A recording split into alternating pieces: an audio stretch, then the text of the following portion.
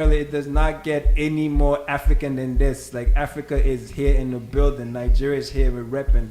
So my brother, how you doing? I'm good. Yeah, my guy. Yo, my guy. He's good. He's good. I'm good. Wow, we have to be good. Yeah, I got something for you just before we start. Mufasa.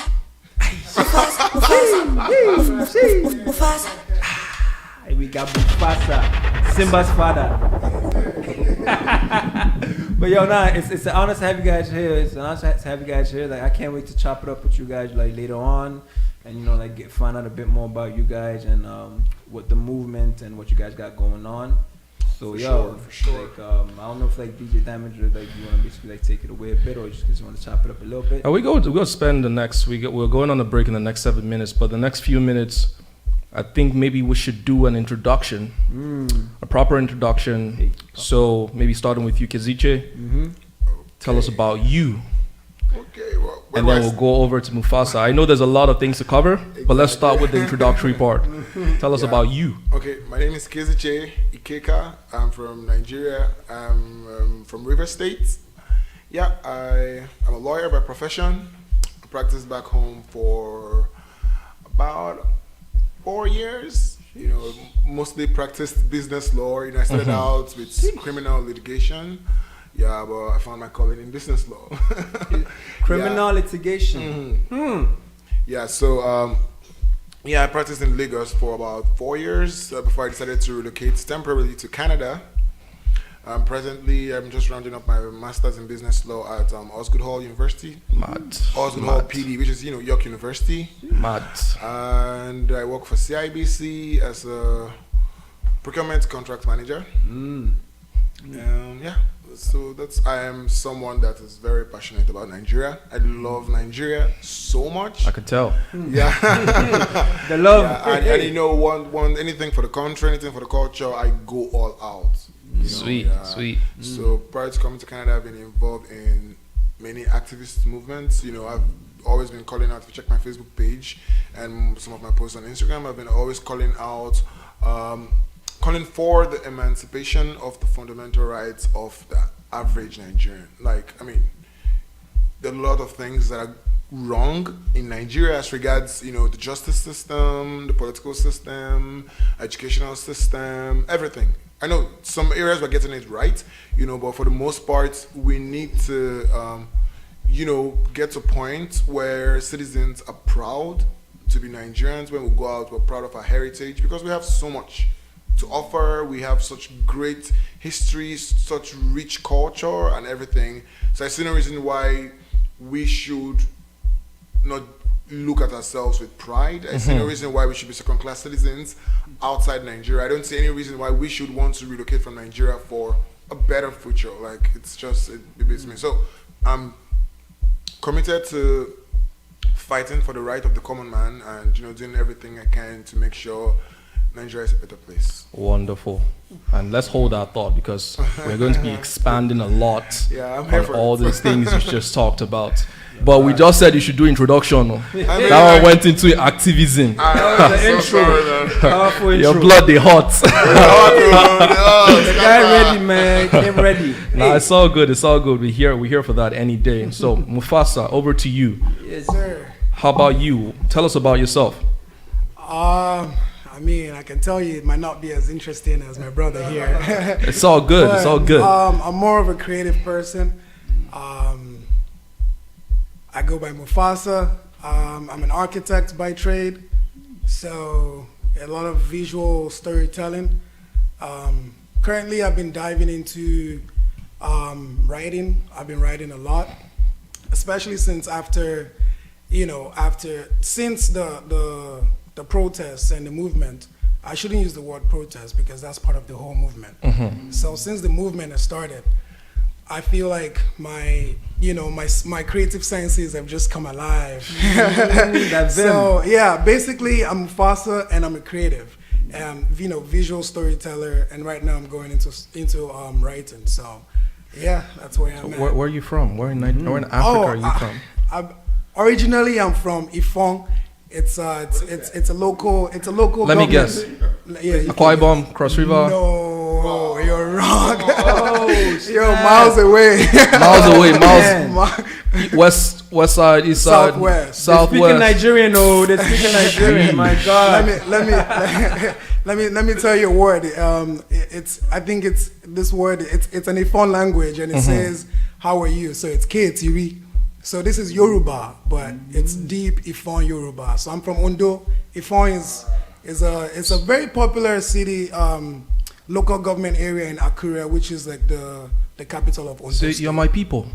The way you said that Ifon was like, you're like far away. So you're my peoples. Yes, sir. That's all good. It's all good. It's all love. So, architect, Mufasa, creative. Where did Mufasa come from? The name? Oh man, it came from Lion. Oh man, honestly, I don't like to go too deep, but it came from the thought of me giving myself a name as opposed to other people naming me. Cause growing up, I was always giving names. So when it was time to change environment for me, I was like, I need to give myself a nice. I need to create my own brand, create my own name. So I just chose a name, and it was first a Twitter handle. It was just man like Mufasa. So from there, it just kind of grew into like a household name type thing. All I hear now is Simba. That's some powerful stuff. Simba. Man, black is king. Mufasa. Black is king. Nah, creative. You gotta sometimes I play with it. You gotta actually add a little bit of bass. It's like Mufasa. Hey, Simba. I call my name correctly. Honestly, and like that's so powerful. Like the fact that you took back your identity, and I think part of this movement, even to kind of what Kevin was saying earlier, I see from the outside, being a Ghanaian looking in, I see Africa, uprising and everything, and like it's really dope what I find that the Nigerians are doing. Yeah. And what I mean? Whatever starts in Nigeria, it's a great one of the great nations in Africa. So it's going to be like an avalanche. It's going to trickle down to other neighboring states. So for the fact that we are standing up for our rights, the youths are calling for reforms. It is going definitely to affect every other African nation. And I mean, Africa, we are supposed to be at a place where we have everything. So I'm gonna need y'all to hold that thought real quick. We're about to go on a commercial break in 5 seconds. So you guys tune in right back. Hey, this is Emily King, and you're listening to iLive Radio. The internet's #1 on the World Wide Web. iLive Radio. You're listening to iLive Radio. This is Jay Most. Enjoy. How you doing? What's good? It's Nkechi the Lyrical, sitting in my zone here, vibing and listening to iLive. And if you don't know, get to know. And if you do know, you don't know. And if you know, then relax and enjoy the ride. Welcome to iLive Radio. Hi, I'm ODJ, your host from Amalgamation in Sound. Join me every Saturday from 6 to 8 p.m. where I'll bring you the very best in UK soul, house, broken beat, and everything in between. Remember to join in every Saturday, 6 to 8 p.m. for Amalgamation in Sound. See you there. Attention all musicians, bands, associations, clubs, and organizations that represent collective styles of music across Canada. Now is the time to rebuild our collective music nation genres like hip-hop, R&B, jazz, soul, reggae, gospel, and more united. The Collective Music Nation is a non-profit organization committed to the development of collective music. Free memberships are available now. The Collective Music Nation. One voice, strength in unity.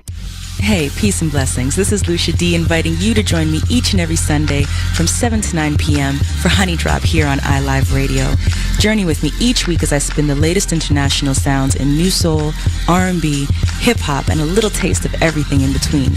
Every show features independent producers from across the globe in the beats beneath, and the 10 sweetest vibes of the week smooth out the night in the 10 Drop. Honey Drop, each and every Sunday from 7 to 9 p.m. Eastern Time, here on iLive Radio. Serving up audible treats like honey, always with a heavy beat drop. What's up, London? This is the Ladies' Choice, DJ Mixmaster Caesar, coming to you straight from the 6 with the Red Planet Mix Show. Every Saturdays, 10 p.m. until midnight, spinning in the best music in hip-hop, R&B, soca, reggae, and Top 40 exclusively on iLive UK, changing the way you listen to radio.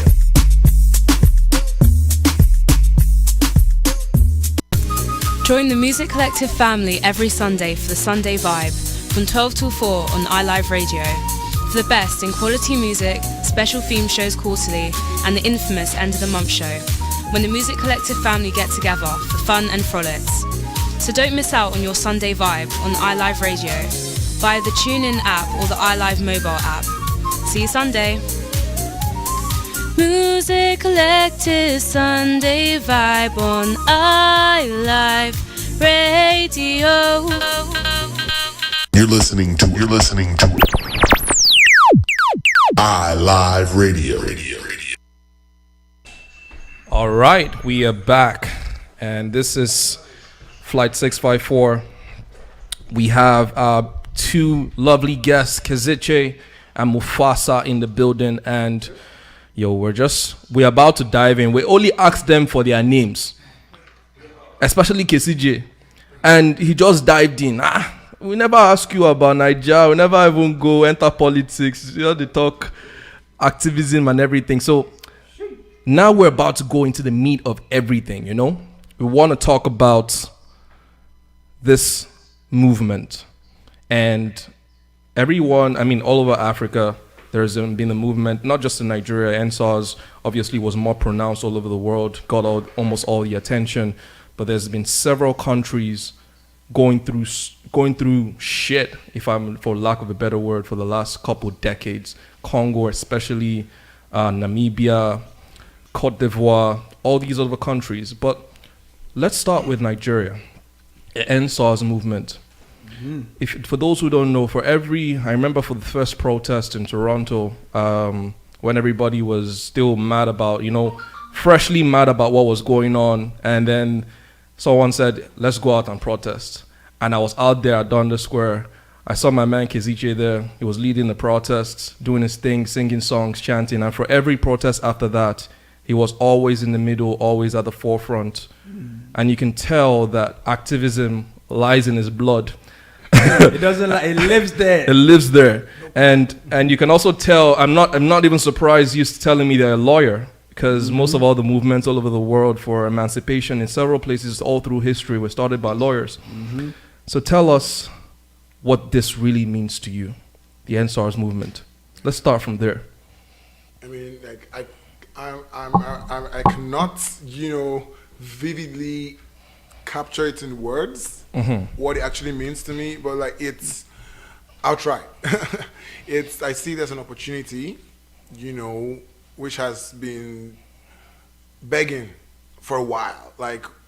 This is the first time. I know there's been, prior to this time, we've had Occupy Nigeria and the rest, but this is the first time where Nigerians in diaspora, Nigerians back home, Nigerians, youths from every walk of life have come together, and collectively had one goal,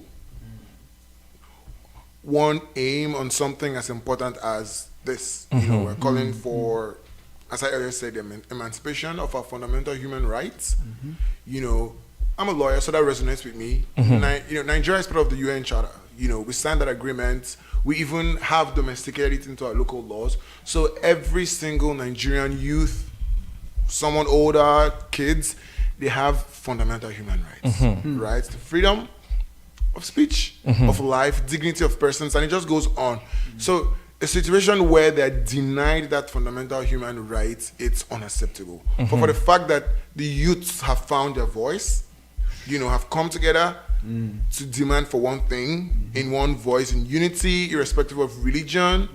In Lekki, you saw the Muslims praying, the Christians praying, Christian singers sang. And everybody made way for each other, respected everybody. We cohabited together. There was no political bias at that point. There was no religious bias. There was no ethnic bias. There was no, social class bias, anything. We came together. So that is a birthing of something very important. If you followed revolutions in time past, the point where, voices can consolidate into one, it's like the birth of a very, great movement. That's where it gets powerful. It resonated with me, and I just naturally, became part of it, and it just stuck with my personality. So that's why I did everything I could, to be part of it, because history will go down, and I don't want it to be said that I had an opportunity to change Nigeria, to change posterity, and I did nothing. Man, so yeah. Like that's so powerful, because for me, when everything, the protest was going on, I kind of started witnessing everything. I was away from the country, right?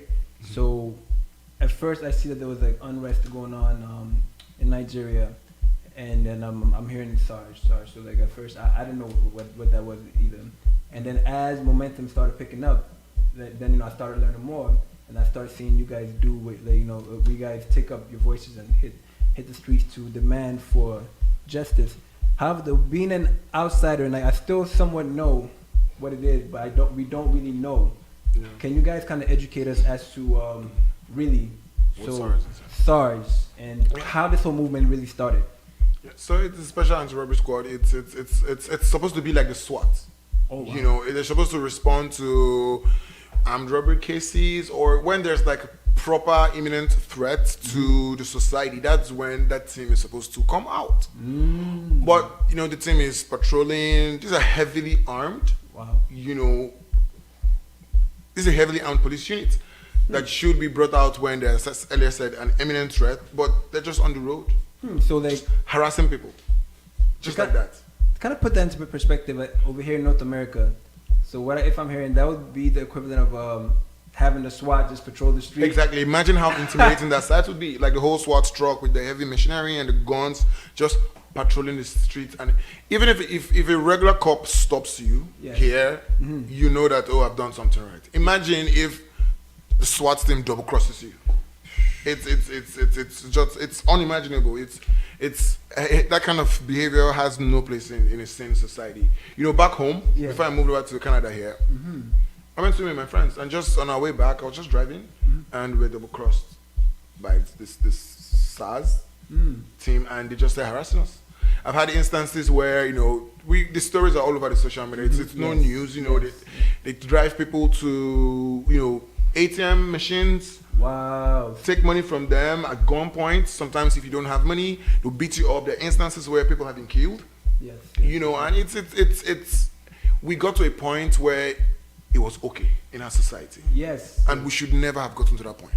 That's when you become, relaxed and you don't speak up when you see an evil going on. Yes. It becomes commonplace. And it's honestly it's unheard of, it's unimaginable where that kind of behavior, and they do it, and they tell you there's nothing you can do about it.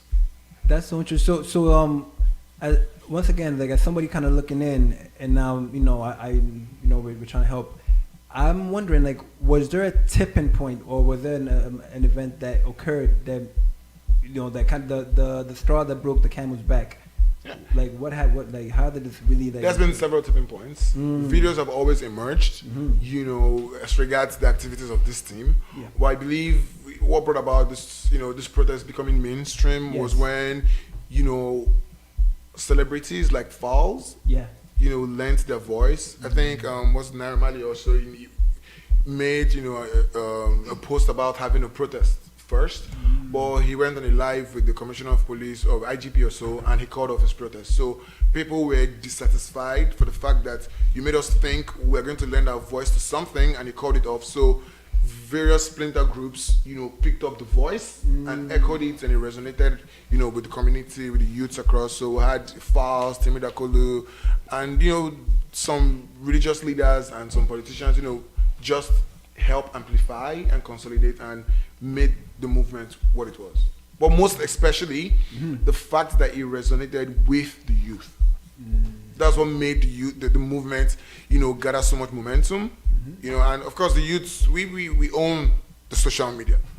And this movement was very, I wouldn't say loudest on social media, but it was pretty loud. It gained, the attention of the international community because of social media. So at the point where it resonated with every youth in Nigeria and in diaspora, that was when the movement that was a tipping point to me. That's where it took off and, ran by itself. As you mentioned, this is one of the, and before I go on, I want to say I think just congratulate you first of all and appreciate you for everything you did in Toronto even, I mean, going to those protests, just trying to lend my voice to the movement, there are certain times where people lose focus, and you probably be the one to come up and say, hey, everybody come up, let's focus on the real deal, you know? And this is, as you said, in history, even in Nigerian history, there have been protests, Ali must go, Occupy Nigeria, MQ Abiola protests and all that. And for everyone listening in who is not Nigerian, these are protests, that real protests, nationwide protests that have gone on in the last 60 years of Nigeria's existence. There hasn't been one that has been more profound and more where everyone in the diaspora came together and Definitely. You know what, we need to stand for this country now, because you hear everybody on the streets cursing out Nigeria. This country is bad. There's bad roads, there's bad electricity, blah, blah, blah. We never want to go back. But this was a point where everyone was like, you know what? If there's any point in our lives where we can actually come together and actually do something and say something about it, this is now, right? And you know, just to cut to the funny thing is that I was never for once part of organizing the protests. Understand?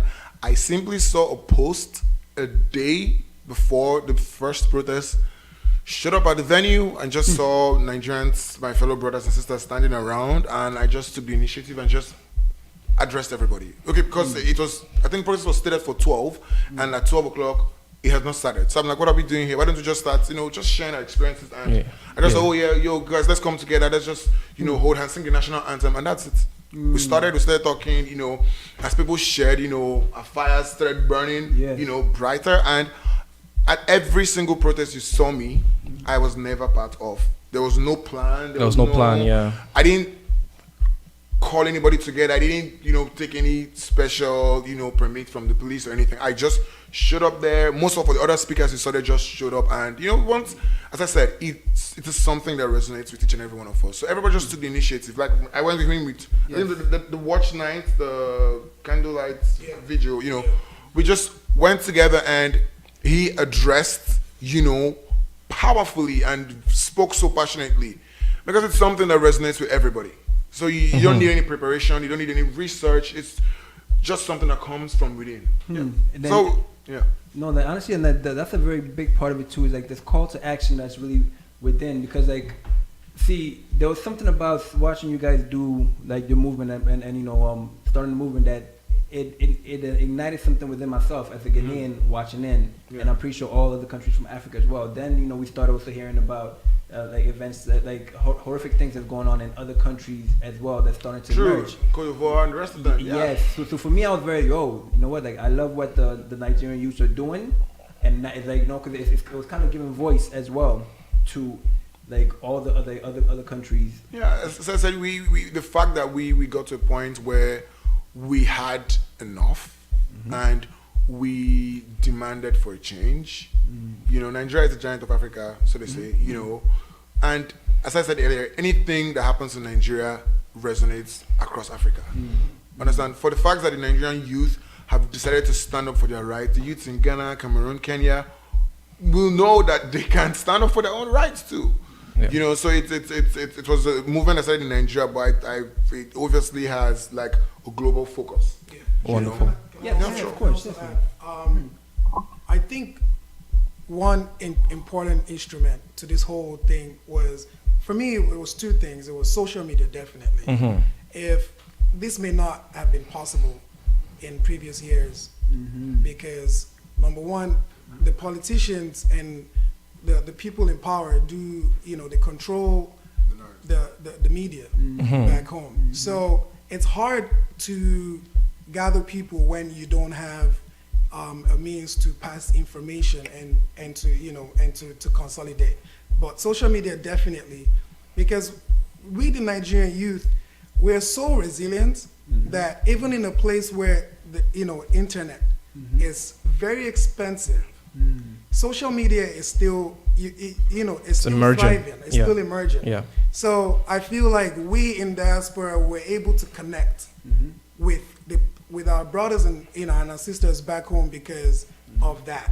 That was definitely a key instrument. The other key instrument, which Kezicha mentioned, was also the celebrities lending their voices to this movement. That was definitely definitely instrumental as well, because with the youth of Nigeria, or Nigerians in general, we tend to look to a certain power to sort of direct us. I don't know if that's coming from unresolved trauma of massa or whatever, but that's definitely something to talk about.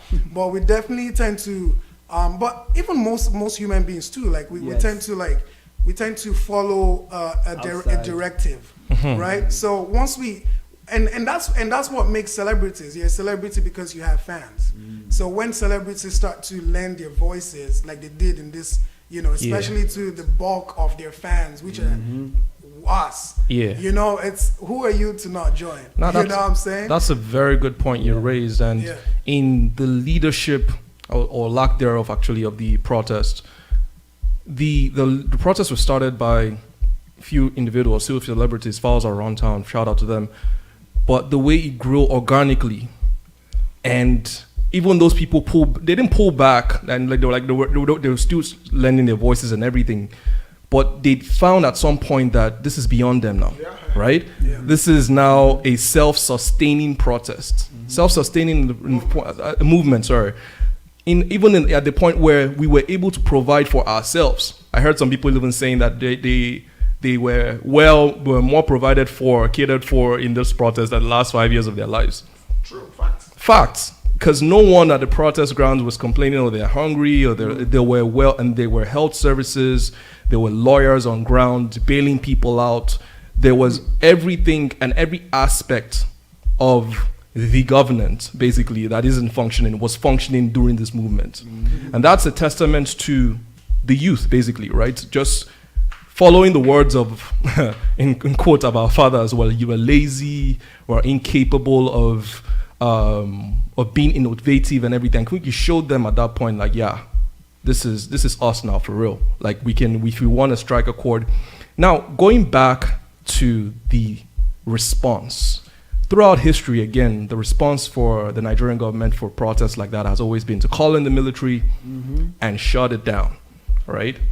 This time was, I don't really want to touch on it, but this time was kind of different. And I want you to help me understand how different it was. What's the difference between the response from the government and the other protests and right now, and what has changed really in the Nigerian? The government has responded, but the response is, as I said, it's a movement. It's an awakening. So the response of the government doesn't necessarily dictate the direction which the movement will go. The most important thing is that Nigerians have gotten to a point where we know that we can demand for our rights. That's the most important thing to me. The government's response by some states, they said they disbanded the SARS and set up SWAT. We can see the embarrassing videos of the training of the SWAT, in Nigeria. It goes further to pay homage to the hypocrisy of the government. The government is still giving out conflicting information. The army chief said, the army was not there. Comes back to say, they were there. The governor of Lagos State says, nobody died. Comes back to say just a few casualties. Comes back to say, I don't know who called them. Army says, you called them. And Army says, the videos were photoshopped. Like, it's just ridiculous. Then the Lagos House of Assembly, Desmond Elliott and the rest of them embarrassing themselves. So it just goes to show the true state of things in the nation. And just to answer your question, the response of the government, we're calling for a reform. It's a culture change. So it's not something that's going to be instant. Understand? The fact that now it is at the back burner of every institution in Nigeria that we are demanding for our rights. We deserve better. We know we deserve better. And we have the power to come together and shut down the nation if we need to, just in a bid to get you guys to act up. Understand? We can. That's the most important part of it for me. So even if the government has not, implemented all the 5 points, our 5-point agenda, or whatever other agenda has been added to it, I feel that we have made a considerable advancement in the call for the emancipation of our fundamental human rights and calling for justice, calling for an end to police brutality, calling for more responsible governance, and so the response of the government is not in direct. It cannot be a direct pointer to the positive change the movement has brought about. So I believe it's in the heart of Nigerians, first place. Yeah. I also like to say that the difference between the response this time around is the fact that it's visible. Yes. It's visible. Very much so. Yes. People can see what's going on, and once you can see, Yes. Yes. Because times are changing. Times have changed. And it seemed like they didn't realize it when they were responding. Exactly. I don't think the government understands that. That times have changed. People can easily see what's going on now. You can't control, and that's why they're trying to control social media in the north. Pass the bill, They're trying to pass that bill right now. Lagos is from Lagos. It's that. It's the Lagos Assembly, basically, yeah. Because I see. Like, right. It is, yeah. Because see, like a very almost like visual into what was going on in Nigeria was DJ Switch. Yeah, that video on the 20th of October. Shout out to DJ Switch. I think it really, really honed the world onto what's really going on because of social media, as you guys are mentioning. Yeah. And because you guys are going to these, these movement, come together, and like the energy in the air, it must be, there's something that's happening here. We're part of it. Yep. So now to kind of take myself, empathize and put myself in that crowd. Yep. In Lekki. Yeah. And Lekki that day, and then the whole world is watching, and then they're just like, hey, imagine like for North Americans to kind of put this into a framework, like imagine all the Black Lives Matter movements that's kind of going on, and then Justin Trudeau sends in the army to just open fire. There's a protest at Dundas Square or somewhere, and the army, National Guard comes in and just opens fire. And that part, I think that's really what for me, anyways, I know that really, like I felt it viscerally, like no, something has to be done. And corruption in Africa, like they've done their last. And to your point of mentioning that these leaders, they may not know that we're not in the 1984s where you can intimidate people by, hey, we're gonna shoot you. Yeah. Nah, like not this generation at all. Just to take more on that. That morning, like it was very difficult for every Nigerian watching those videos. I called him that morning. I broke down, like literally. I was in the middle of a meeting and I broke down. I was fucking. I was crying. Pardon my word. It hurts me deep to see the government, which has the mandate, that's a democratically elected government, which has the mandate of the people to call on the army to open fire. It's inconceivable. What happens to water cannons, what happens to rubber bullets, what happens to, the government riot dispersal. Exactly. There's so many ways you can disperse a crowd, and there was no need to disperse the crowd because the time for the coffee had not reached. These people were exercising the fundamental human right, for crying out loud. The time of the coffee had been shifted to 9, and this was happening like 8 or 7. Wow. The military came and they were shooting people. And even if the curfew had in hand, the price, the punishment for disobeying a curfew is not death. Definitely not. It's definitely not death. So definitely not. That was inconceivable, like you mentioned. Like, and honestly, yes, to you guys, I think that's was like a very vital for me when I look at. So now we're talking about the past, now, and the future. I think that was a very pivotal point in the history of Africa, actually, because people like myself, who was like, okay, I see what's going on in Ghana, Namibia, Congo, and Nigeria. So like, it's seeing that video, I promised myself that during this lifetime, what us here, like the solutions that we must we must find a solution to end corruption now and forever. So that when you speak about the fire starting at the in Dundas Square and there's this energy that you guys felt within. For me, I'm looking, I'm like, okay, solutions. Us here in the diaspora, like we're a very big part of the solution. It's I think looking at folks like you three guys, the solution lives within us. Where looking inside, what are some things that we can do to really advance the movement, and what are the qualifying or quantitative steps that we say, the movement is progressing? Yeah, funny enough, this is something we had, already discussed prior to this time. We can move forward by engaging the system. Not necessarily engaging the government. The government is part of the system. Yeah. We can engage the government. There are committees that have been set up to look into the happenings. But we need to engage the system at different fronts. Engage it politically, engage it economically, engage it with regards to religion, engage it in regards to other structures. Youths, we need to step up. We need to be ready to take leadership because it's not going to be handed to us. As a young, businessman or professional, I should be able to raise everyone around me to the position where I am, where each and every one of us is financially independent. Like, for instance, now if there's a youth candidate and we need to sponsor that youth candidate in an election, for instance, now, how much can we raise as youths? If I have 5 of my friends earning what I earn, our economic power is good. For instance, in the religious settings, we know the older generation are the ones, look at the general overseers, are all the older generation, members of the class of the older generations. How can the youths take the position of being forefront in those organizations? In politics, why do we have to relegate youths to being special assistants? If you look back, the military governors, those days, they were 90% 30-something under 30. Yeah. 24, 20. Why is that not happening? How many governors are below 40? How many deputy governors are below 40? How many House of Assembly members are below 40? So we need to put ourselves forward. We need to get involved in politics. And when we are presenting ourselves, we know we're representing the youth. We're not just voting based on sentiment of age. We need to develop ourselves and put ourselves out there. In every aspect of, society. That, I believe, is a way forward. We're in this society now. Come together, call for the advancement, support each other. If there's a cause, you're youth now, you have a business, I'll support you. Understand? So we need to consolidate. Our strength is in ourselves. It's the older generation will not hand it to us on a platter of gold. We need to get to the point where we are able to take over and take the bull by the horn. That's what I personally believe.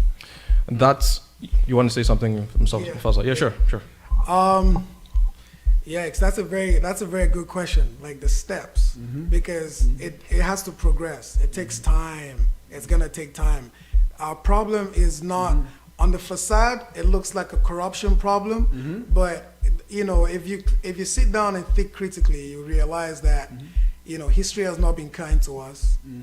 There's a conversation of nature versus nurture. There's Nigeria is, at the same time, it's only 60 years old in terms of independence. We're not even talking economic independence. We're talking about just word. It's just word. It's just paper. It's just pen and paper. When we talk about independence, it's not. There's nothing independent about about any African nation, right? So we're still fighting for independence, right?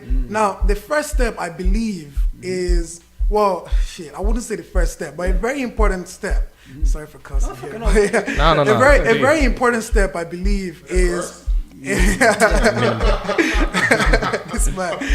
Let yourself loose, just a little. All right. A very important step, I believe, is for every youth in diaspora to understand. Like, we actually need to understand. History is we need to read our history and actually understand that we have a vital role to play. We have been given a head start. We are privileged to see and to understand how a society can function cohesively. So we just have to, man. We have to put in on ourselves, and it's very difficult. It's very difficult because even we ourselves are trying to find our own paths. In a different world, in a different environment that is not necessarily kind to us. So it's a whole different burden that we're facing on a day to day.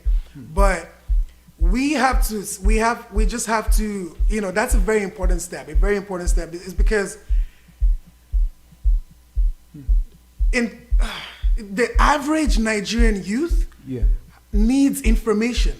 In order for you to dream, in order for you to think beyond. To think beyond and to aspire towards something, you must be given that information. You must be able to see that it's possible. So it's left for us to engage our brothers and sisters back home in any little way, in terms of politics, in business, even if it's just engagement in social media. You never know what a seed, planting a seed.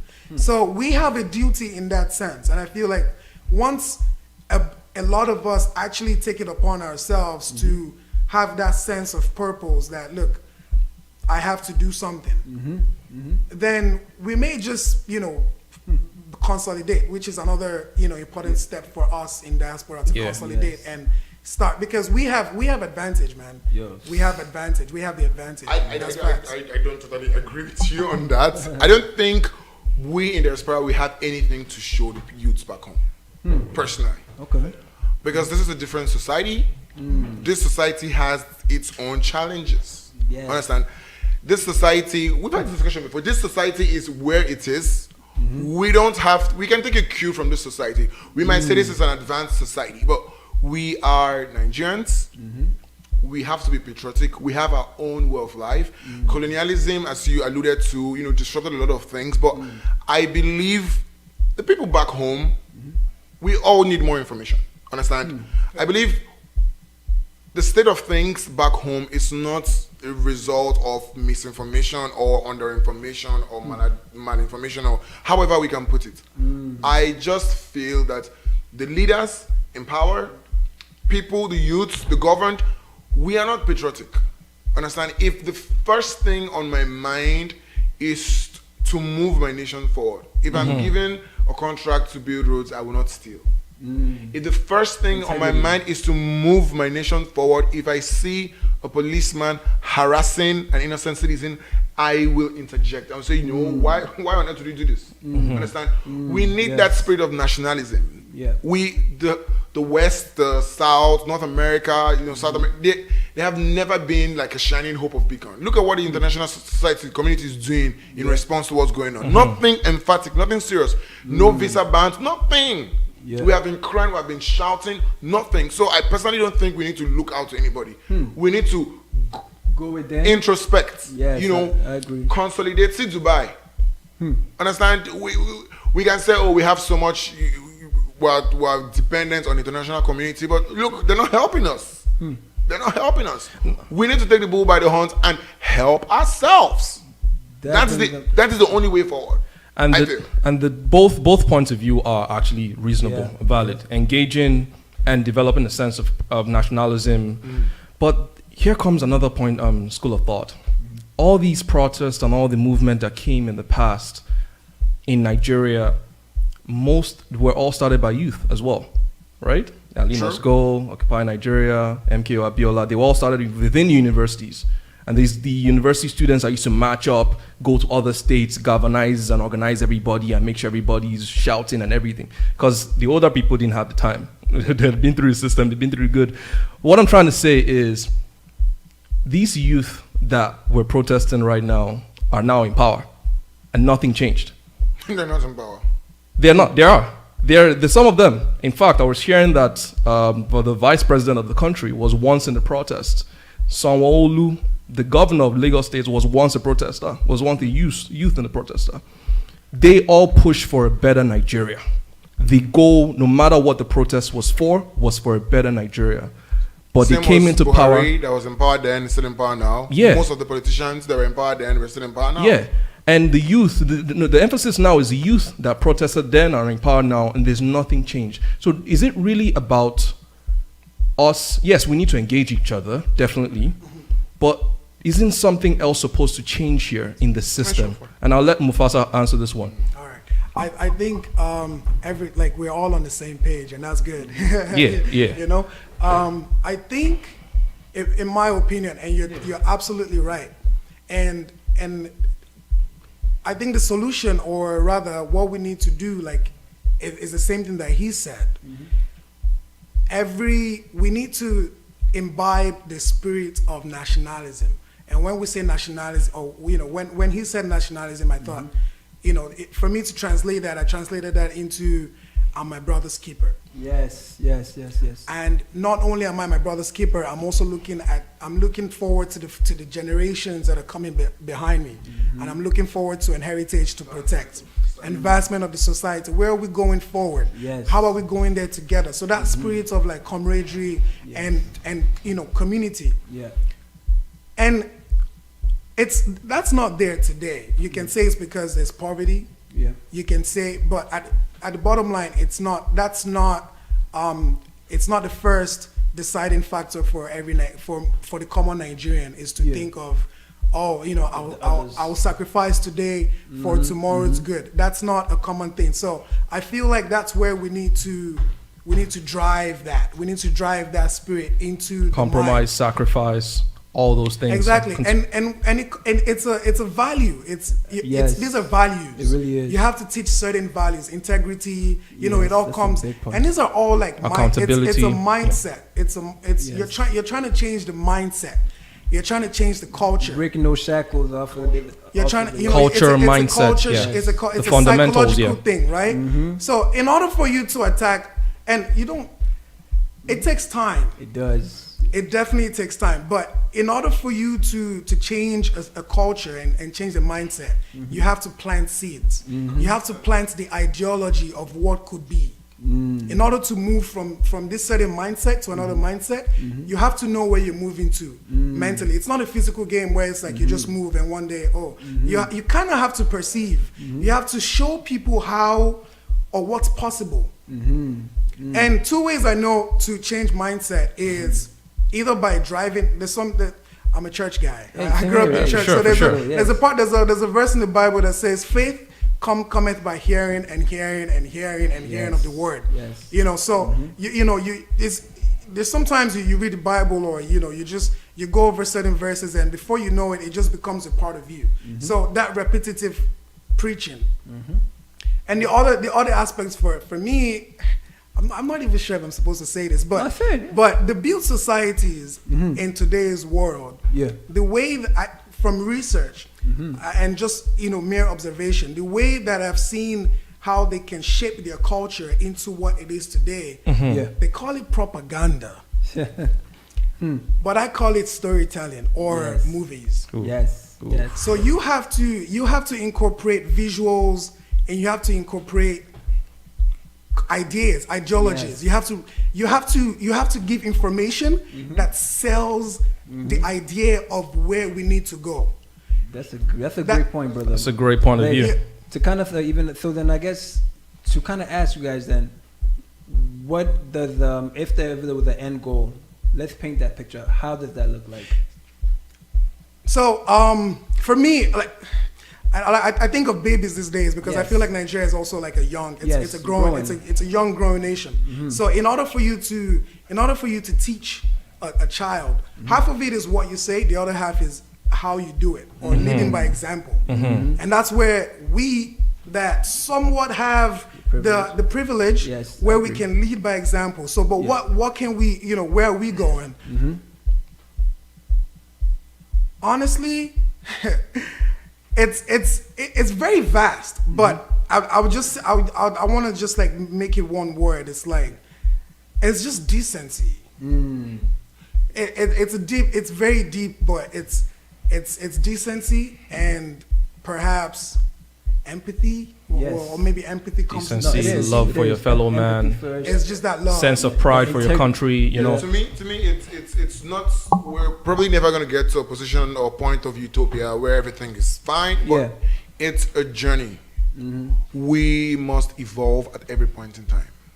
Understand the state of corruption, unemployment, total breakdown of law and order, militancy, or whatever, the deplorable state of things cannot be the same forever. We must advance. Society is advancing. The international community is advancing. Human race is advancing. So we must advance. We must evolve. Our economy must evolve and advance. We cannot be selling oil as our only source of national income forever. We must advance into solar technology, nuclear technology, nuclear power, and the rest of them, because the world is advancing. We must advance in medicine. We cannot be using banana juice as anesthetics when the world has moved to injections. We cannot be using plantain leaves to sew suture wounds while they are using. So we must advance. Because if we don't advance, if we don't evolve, we become obsolete. Yeah. That's just the truth. So it's more importantly to me the journey. The world, you can't point, this is where the world is going. But the world is definitely not static. And the world is not retrogressing. So for the fact that we are not making advancements at the pace at which the world is advancing, that's a problem. We can't have total abuse of fundamental human rights as it was 20 years ago, still attainable today. But even isn't that, I know you had disagreed with his point earlier, but that's kind of where his point comes in, where the engagement from the diaspora and showing them where, like it's a westernized view a bit. Exactly. So like you guys need to stand up. Like for example, you guys are not engaging your leaders enough. Your human rights are being basically they're desecrating your human rights. People might not know that on the grassroots level. We know that. And that's where that engagement comes from. Evolving as a people. We're not evolving, as I said, the whole world is moving forward. But I'm not saying the Western world is moving forward. I'm not saying Canada is moving forward, America is moving forward. Everybody's moving. China is moving forward. Everybody's moving forward. So we are at the place where we are now. Understand? Everybody's moving forward. We are at our own pace, but we need to pick up the pace. But we're not picking up the pace because America is picking up the pace. We can move faster than America. I strongly believe we are not taking a cue. Of course, we see what's going on in the international community. We see the advancements in medicine, politics, infrastructure, and the rest of them. But we need to dictate our own journey, our own pace. We don't need any cue from any external body to make us move. We need to see where we are and move. If we need to move 20 steps to get to a point where we are proud in ourselves as Nigerians, we should. If we need to take one step, we should. Understand? If we need to overtake the world, people say, "Oh, that's a far-fetched, dream." It's possible. Not far-fetched. Do you understand? So we need to move. And especially a world that is starting to kill itself off now.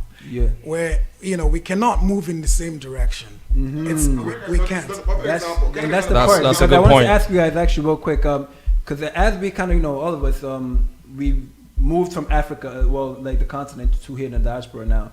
And we're talking about the word that's been thrown around, like the democracy and like democratic republic. Like, can you guys tell me how does democracy look like on the continent, and is there any difference from democracy on the continent and democracy here? It's foreign to us. So like, because we're using that word. That's not what we're like. I wouldn't say it's foreign because we've always had communities, and democracy kind of comes from the concept of communal, where everyone sort of matters, sort of. But I feel like the difference, time plays a factor, where, and also history in terms of like, let's put America in Nigeria's shoes, where let's say World War II didn't play out the way it played out, and Germany won, and 50 years down the line, America wouldn't be where they are today. That's true. It won't be widespread as it. They'll basically be what Nigeria is today. That's what it is. Yeah. So that time, you've had 500 years, of free labor. Of course you're technologically more advanced. Of course that. You know what I'm saying? Yeah. But at the base of everything, right? We as human beings and we as Africans, we're special. We're resilient. So we cannot be broken. Yeah. We cannot be broken. We're roots. So we can only grow.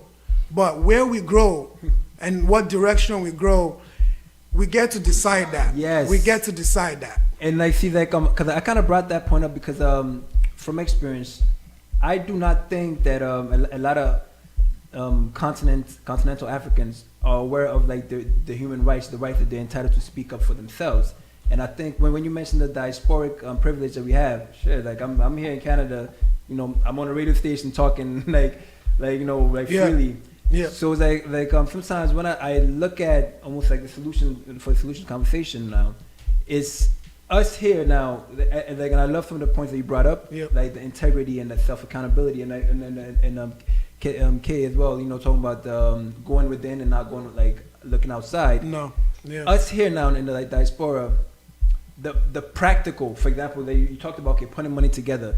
What are some practical societal models that we've seen work here that we could take now, and how do we implement it there at home? From like, how do we do that? I think, like I said, the two ways that I know of teaching a child, yes, a young growing child, is keep saying the same thing, spreading the word, and also by example. And I feel like example drives home, like it hits deeper than words. Your action speaks better than words. So one of the practical ways that I feel is consolidation. Meaning? We need to come together. We need to show that we can come together before anyone even believes that it can come together. If we can't come together and put together an organization and start to make these moves, then how do you expect to preach that? Yeah, because to go further on what he said, to engage the government, to engage society, we need to be able to speak with one voice. I know we speak with one voice in our diversity, but as he said, we need to come together. If, for instance, now the government of Nigeria wants to have a discussion with the aggrieved youths, yes, who represents us? How does that happen? Yes. So I would say it's an organic process. I know the mantra of the protest was like, speak to us. We don't have any leader, you understand?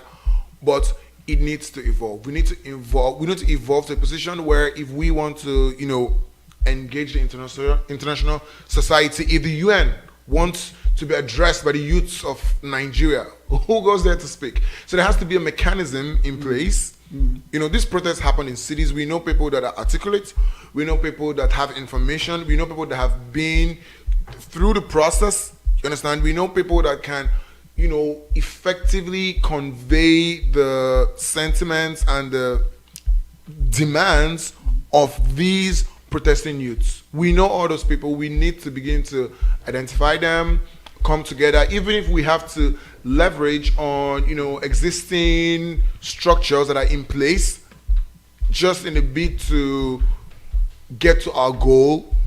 We need to do that. If there's a community of young Nigerians that are maybe they have come together, they have a Facebook page or they have a WhatsApp group, and they have this goal, we can leverage on that community, understand, and explode it and annex them into this movement, or have ourselves annexed into that community for the advancement of our goal. Because the government would need to be able to have people they can talk to. The international community would need to have people they can engage with. Banks or whichever organization wants to support or wants to help us drive this our narrative, they need to be able to engage. If there's a strike, if there's a labor strike, there's a negotiating team. Understand? So they need to be able to speak to us, and we might say, we don't want to come up with a team so that it's not infiltrated or they don't start to push their personal agenda. We can also come up with a structure where this team that represents our bias and our view can be held accountable.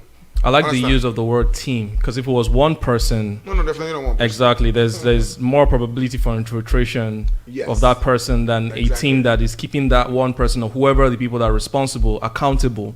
And accountability is very key going forward. That's what the nation doesn't have. That's what the nation does not have. And in mentioning the democracy, I know you guys were explaining democracy, but even how democracy works all over the world, there's certain things that have to be in place for democracy to work. In America, if you don't have a good judiciary system or a good enforcement system, it's never going to work. Let me just take you on that. I personally believe, as I've shared with my friend, the major issue here, what is the last hope of the common man? Judiciary. Our enforcement of justice system, administration of justice system is fundamentally a mess. It's broken. I've had several, deans. I'm a lawyer. I practiced criminal law for the first 1 or 2 years of my career. We had outreaches. We rendered pro bono services, that's free legal services, to some indigent prisoners. For instance, a perfect example, we went to the Port Harcourt prison. So let me give you a background. Prison capacity 700. 4,000 inmates presently in that prison. My goodness. Out of the 4,000, this was at maybe 2016 or 2017. Out of the 4,000 inmates, only about 3 to 400 were serving sentences. 3,200 were awaiting trials. Wow. Awaiting trial. The different trials, yes. Wow. And I can comfortably tell you that 98% of those were youths. Wow. 3,200 awaiting trial. And the average time they've been awaiting trial is 5 years. They've been put there for 9 years, 8 years. Do you understand? Which working justice system can have that? It's preposterous. Understand? It's unheard of. The justice system is broken. If I have an issue, if police arrest me unlawfully and they can't do their investigation and charge me to court, and I need to sit in jail for 7 years before the governor comes and pardons me, that's crazy. The courts on its own should be able to throw out the case. Imagine, we took 20 inmates. There was no record of them in the courts. Wow. No, absolutely no record. We have the prison intake slip. Going to the courts, magistrate court, high court, the court say we don't have any record of them. We do this, but this case is not in this court. Sure. So how on earth do they get justice when the court doesn't even have record of them? And what you did, the pro bono services that you offered, is a perfect example of what each of us need to do in our works of life.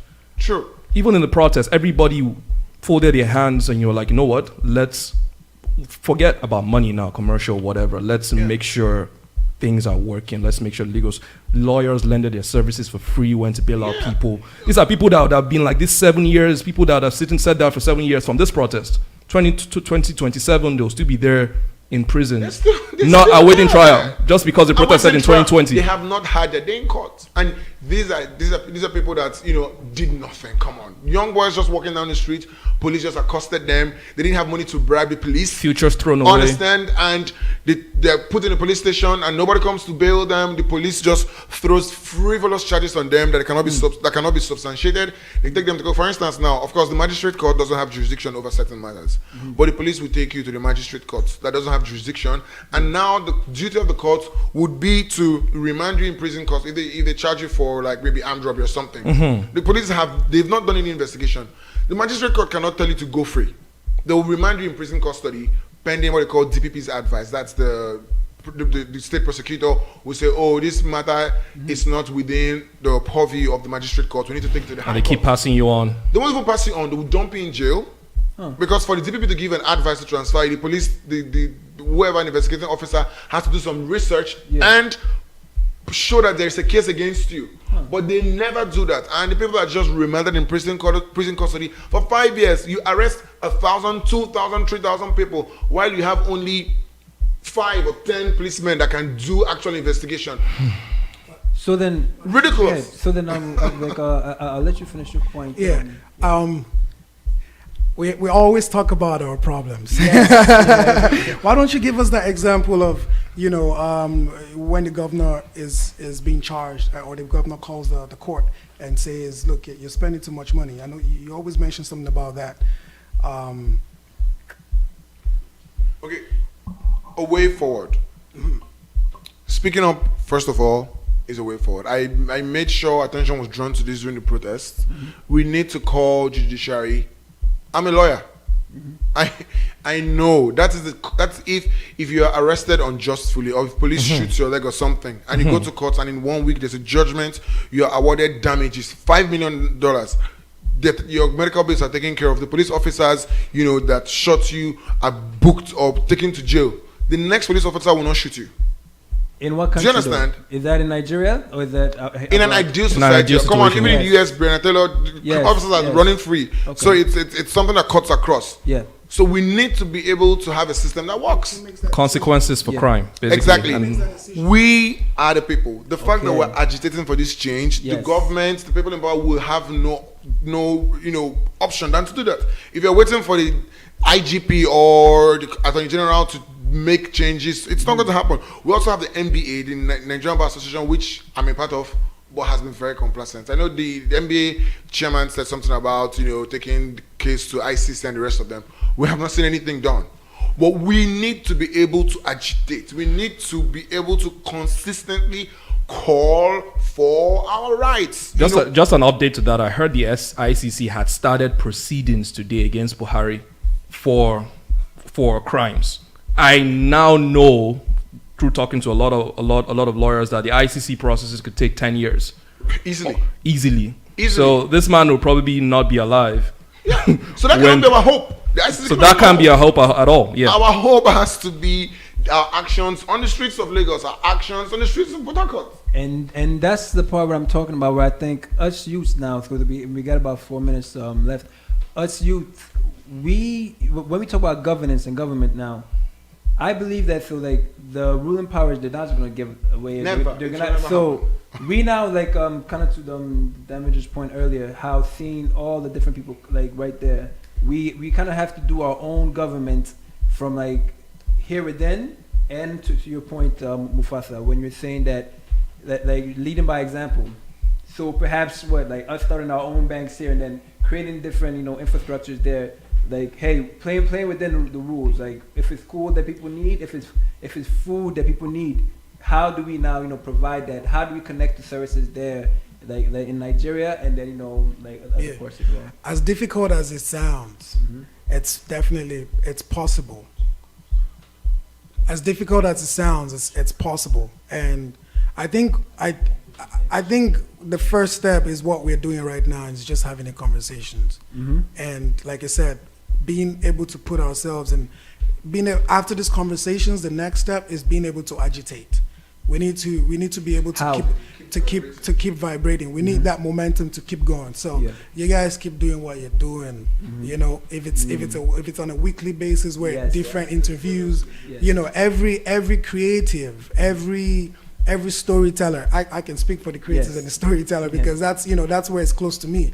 So everyone should have a project that they're working on that can always just push the narrative. Everyone has to work on a project, and just as organically, the protest has sort of organically taken form and happened. Some things just happen organically, but each person has to play their part. Fantastic. Hold that thought. Just for the people listening, we have about a minute left. Last words for the people listening on the IG Live on iLive link and the radio and Spotify. Last words for anyone talking about Nigeria, talking that place is not a place to go to, saying bad things, bad electricity, I never want to go back. What's your last word to them? The future is here, and the future is still, we're still gonna get there. Whether it's how we imagine it or not. But my word to you is keep imagining, keep dreaming, keep thinking, keep creating, keep imagining, because everywhere we see today, every place that we admire today was a product of someone's imagination. Okay, Ziche, last words. My final words: we have found our voice. We will agitate, and we will take our country back to a position where we will be proud of our country. Amen. Appreciate it. iLive Radio, Flight 654. Thank you so much for tuning in. We're continuing the conversation on IG Live. Stay tuned. This is Adrena, and you're listening to iLive Radio, changing the way you listen to radio, to radio, to radio, to radio, to radio. Hey, this is Bay Bright, the bad boy indie soul, Bright Vision Entertainment CEO, and you're chilling, listening to iLive Radio. Keep it locked, keep it locked, keep it. This is Cheryl Brooks, and you're listening to iLive Radio, supporting independent artists and their music. Hello, I am Erica, and you're listening to iLive Radio with some of the best independent artists from around the world. What up, it's your girl Shanaz, and you're listening to some of the best independent soul music from around the world with iLive Radio. Taxman here. I invite you to join me each and every Thursday between the hours of 5 and 7 p.m. right here on iLive Radio, where we give you the very best in independent and neo-soul flavors. We also feature the UK Top 20 Independent Soul Chart, counting you down from number 20 all the way down to number 1. Why not check us out every Thursday between the hours of 5 to 7 right here on iLive Radio, changing the way you listen to music. This is Miss Care, keeping you connected with your iLive 5x5. Brought to you by iLive Music, sponsored by Independent Hype, and powered by The Hook Entertainment. Contribute to the conversation by using hashtag iLive5x5.